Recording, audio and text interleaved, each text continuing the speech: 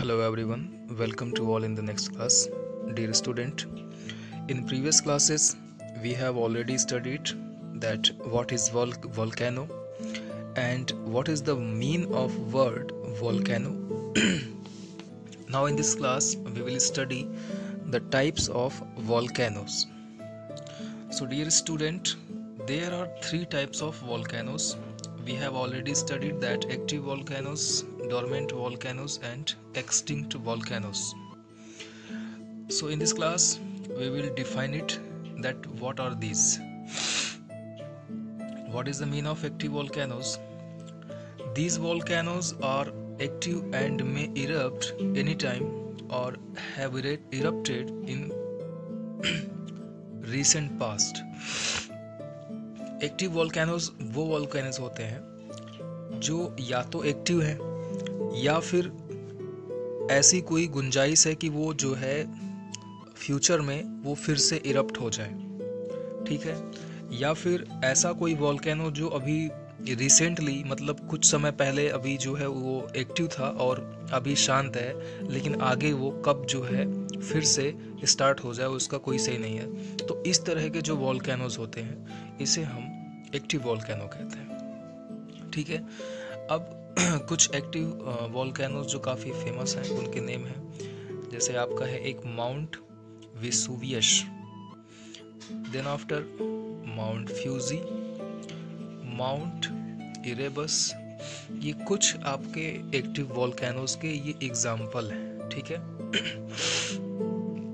Next आपका है dormant volcanoes, those volcanoes that have not erupted in long time but may erupt in future. कुछ volcanoes ऐसे होते हैं जो काफ़ी समय से इरप्ट नहीं हुए हैं बट लेकिन फ्यूचर में वो इरप्ट हो सकते हैं, ठीक है। ऐसे वोल्केनोज को हम क्या बोलते हैं? डोरमेंट वोल्केनो बोलते हैं। जैसे चिली,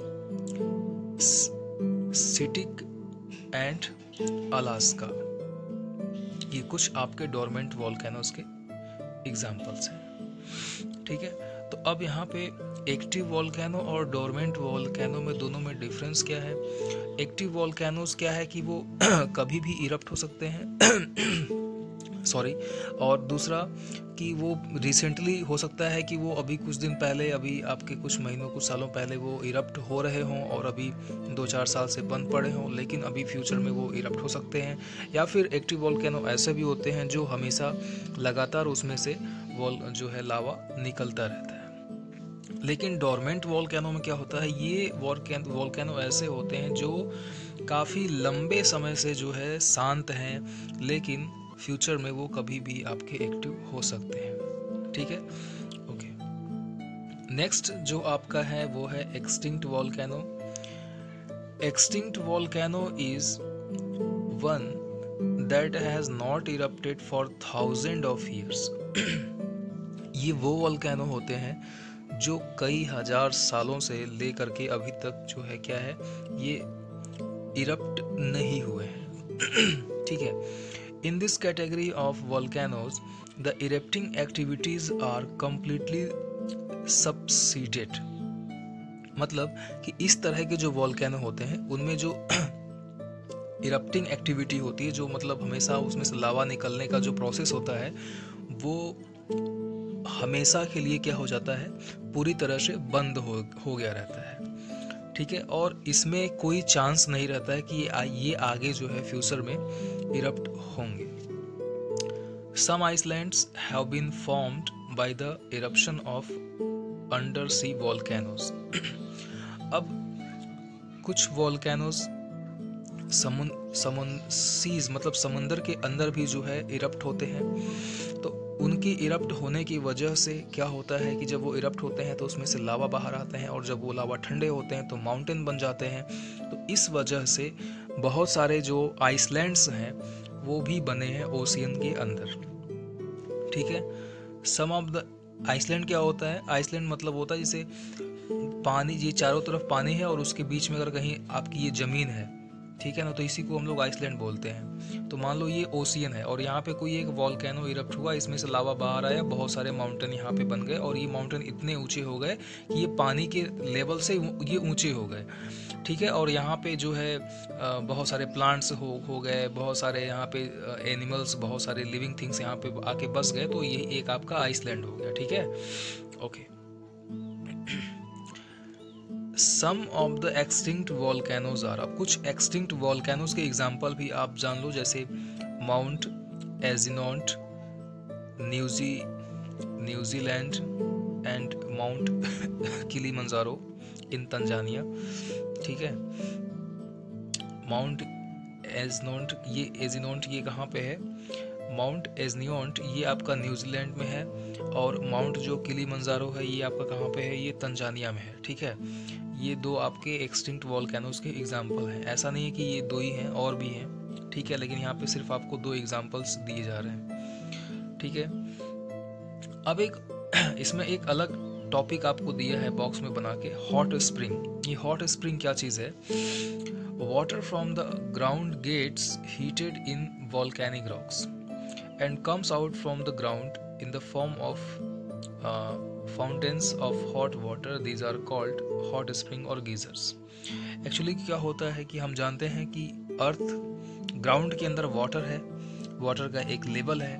कभी कभी क्या होता है, लावा, ये मैग्मा की वजह से, वोल्केनो जो होता है, मोल्टेन रॉक्स होते हैं ना हमारे अर्थ के अंदर, तो मोल्टेन रॉक्स के वजह से क्या होता है कि वाटर कभी कभी हीट हो जाता है, और जब हीट होता है तो वो वाटर वेपर में कन्वर्ट होता है, और वही वाटर वेपर जब वॉल्केनिक इरप्शन के माध्यम से, जब वॉल्केनो इरप्ट होता है, तो उस समय जब वो बाहर आ जाता है, तो उसी को हम लोग क्या बोलते हैं?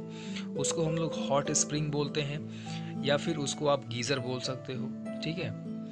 ओके, नेक्स्ट हमारा जो टॉपिक है वो है अर्थक्वेक, ठीक। तो earthquake acquire when two large pieces of earth's crust suddenly slips. This causes shock waves to shake the surface of the earth in the form of earthquake. अब देखो ये अर्थक्वेक क्या होता है और आता कैसे है। देखो एक्चुअली होता क्या है, इसको पहले आपको समझना पड़ेगा कि ये हमारी अर्थ है। सपोज दैट ये हमारी क्या है? अर्थ है। और अर्थ का जो है 3 लेयर होता है। ऊपर वाला क्रस्ट होता है, देन आफ्टर आपका मेंटल होता है, देन आफ्टर आपका कोर होता है ना। सबसे जो ऊपरी लेयर होती है इसको हम लोग क्रस्ट बोलते हैं। और ये क्रस्ट जो होती है वो ठीक जैसे एप्पल का जो सेब का जो छिलका होता है उसी के लमसम इक्वल होती है। हमारे साइंटिस्ट ऐसा कहते हैं कि जो हमारी अर्थ की जो क्रस्ट लेवल है वो crust level is just like an apple के जो छिलके होते हैं, सेब के जो छिलके होते हैं, ठीक उसी की तरह होती है। अगर हम मान के चलें कि हमारा एप्पल जो है वो सेब जो हमारा एक अर्थ है, उसको हम सेब को अगर अर्थ मान के चलें तो उसका जो छिलका है वो उस क्रस्ट के तरह है, ठीक है। मतलब क्रस्ट की जो आप ब्रीथ कह सकते हो, चौड़ाई कह सकते हो, वो एप्पल के छिलके के समान है।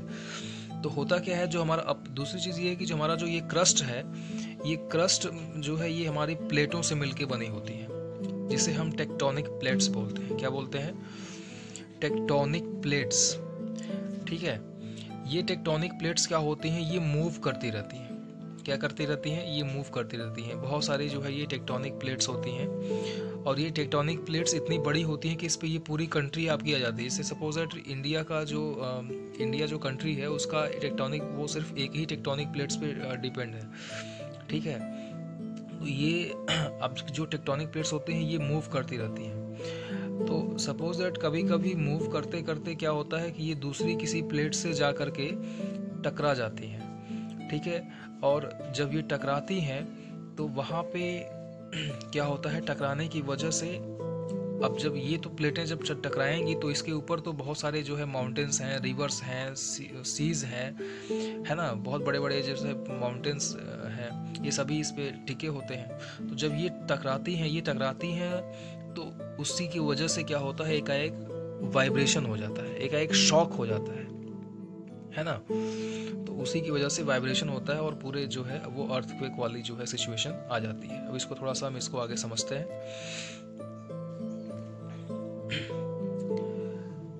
Earthquake usually occur on the edges of large sections of the Earth's crust called tectonic plates। हमारी जो अर्थ क्रस्ट की जो टेक्टोनिक प्लेट्स होती है ना, टेक्टोनिक प्लेट्स के जो किनारे होते हैं अक्सर वहीं पे हमारे अर्थक्वेक वाली सिचुएशन आती है, क्योंकि जो अर्थ टेक्टोनिक प्लेट्स के जो किनारे होते हैं वही आपस में टकराते हैं। These plates slowly move over a long period of time. ये जो प्लेटें होती हैं वो धीरे धीरे मूव करती रहती हैं और ये हमेशा मूव करती हैं, लाइफ टाइम मूव करती हैं, और ये आज से नहीं लाखों करोड़ों वर्षों से ये मूव करती आ रही हैं। Sometimes the edges which are called fault lines can get stuck. कभी कभी क्या होता है कि ये जो इनके किनारे होते हैं जिसको हम फॉल्ट लाइन्स बोलते हैं, कभी कभी ये स्टक हो जाते हैं। स्टक का मतलब होता है किसी आगे कोई इनके रास्ते में कोई रुकावट आ जाती है तो वहां पे ये फंस जाते हैं, ठीक है। द प्लेट्स कीप मूविंग, लेकिन जब ये, अब देखो हुआ क्या कि सपोज दैट ये आगे कोई टेक्टोनिक प्लेट है और ये एक प्लेट यहाँ से चल रही और ये मूव करते हुए यहाँ पे आ गई और यहाँ पे आके जो है ये आगे वाली प्लेट इसके आगे आ गई तो ये रुक गई यहीं पे। लेकिन ये रुकी कि नहीं, ये तो हमेशा इसका काम है आगे बढ़ना, ये आगे बढ़ती रहेगी, ठीक है, ये आगे बढ़ती रहेगी, ये तो रुकने वाली है नहीं।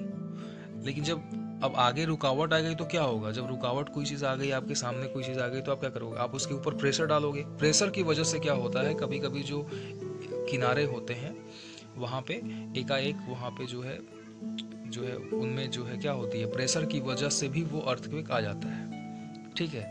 Pressure slowly starts to build up where the edges are stuck. अब देखो जहाँ पे एजेस स्टक हो गए हैं, जाम हो गए, वहां पे क्या होगा, प्रेशर बनना स्टार्ट होगा। And once the pressure get stronger, अब जैसे ही प्रेशर आपका बढ़ेगा, है ना, plate suddenly move causing an earthquake.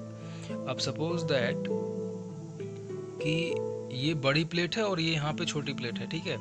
अब ये आके यहाँ पे फंस गई, लेकिन इसका फोर्स जिस दिन ज़्यादा हो जाएगा क्या करेगी, ये अचानक इसको आगे ढकेल के रुक जाएगी, आगे ढकेल के चल जाएगी। कैसे, सपोज दैट ये आपका कोई जो है ये बड़ा सा टायर है और यहाँ पे इसके पीछे आपने ये छोटा सा जो है कोई चीज़ रख दिया है ताकि ये जो है ये आगे ना मूव करे, ठीक है। लेकिन जिस दिन जो है इसका प्रेशर बढ़ेगा ये अचानक इसको क्रॉस करके आगे निकल जाएगा, ठीक वही चीज़ होता है। द पॉइंट, अच्छा यहाँ पे कुछ चीज़ें छूट रही हैं, sorry. Earthquake causes widespread damage of life and property. अब जब अर्थक्वेक आता है तो उसकी वजह से क्या होता है, प्रॉपर्टी भी लॉस होती है, लाइफ भी लॉस होती है। आप ये देख रहे हो ये बड़ी सी बिल्डिंग है और ये किस तरह से जो है ये गिर गई है यहाँ पे, ठीक है। The point under the ground where the vibrations originate is called the focus of the earthquake. अब जिस पॉइंट पे आपका वाइब्रेशन स्टार्ट होता है उसे हम क्या बोलते हैं, फोकस बोलते हैं। ये फिगर को आप देखो यहाँ पे, ठीक है, ये फिगर को अगर आप देखें यहाँ पे तो ये आप देख पा रहे हो, ये यहाँ पे आपका अर्थक्वेक वाइब्रेशन स्टार्ट हुआ है तो इसे हम फोकस बोलेंगे। इस वाइब्रेशन जब ये यहाँ से स्टार्ट हुआ तो ये वाइब्रेशन आगे चलता गया, इसका वाइब्रेशन का रेंज बढ़ता गया और ये जब यहाँ पे पहुँचा इस बिल्डिंग के पास तो इस बिल्डिंग को सपोज दैट गिरा दिया, ठीक है। तो अब जहाँ तक इसका वाइब्रेशन गया उसको हम बोलते हैं एपिक सेंटर, ठीक है। क्या बोलते हैं, epicentre. Some areas on the earth surface are more prone to the earthquake. Prone का मतलब होता है कॉमन। अब देखो कुछ एरियाज होते हैं जो जहाँ पे अर्थक्वेक कॉमन होते हैं, जहाँ पे अर्थक्वेक हमेशा आती रहते हैं, ठीक है। In India the Himalayan region and the Ganga Brahmaputra valley. हमारे इंडिया में दो रीजन कॉमन है, एक हिमालयन रीजन और एक आपका गंगा और ब्रह्मपुत्र का जो रीजन है, ये दो कॉमन रीजन है। यहाँ पे अक्सर जो है आपके अर्थक्वेक आते रहते हैं। A large number of people lost their lives in massive earthquakes that occurred in Uttarkashi in 1991, Chamoli in 1999, Gujarat in 2001 and Jammu and Kashmir in 2005. China in 2008, Japan in 2011 and Nepal in 2015। ये कुछ आपको जगह दिए गए हैं जहाँ पे जो है काफ़ी सारे जाने गई थी पीपुल्स, बहुत सारे लोगों ने अपनी जान गंवाई थी जब अर्थक्वेक यहाँ पे आया था। ठीक है,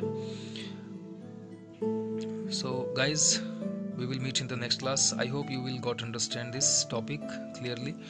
Now we will meet in the next class. Thank you for watching to all.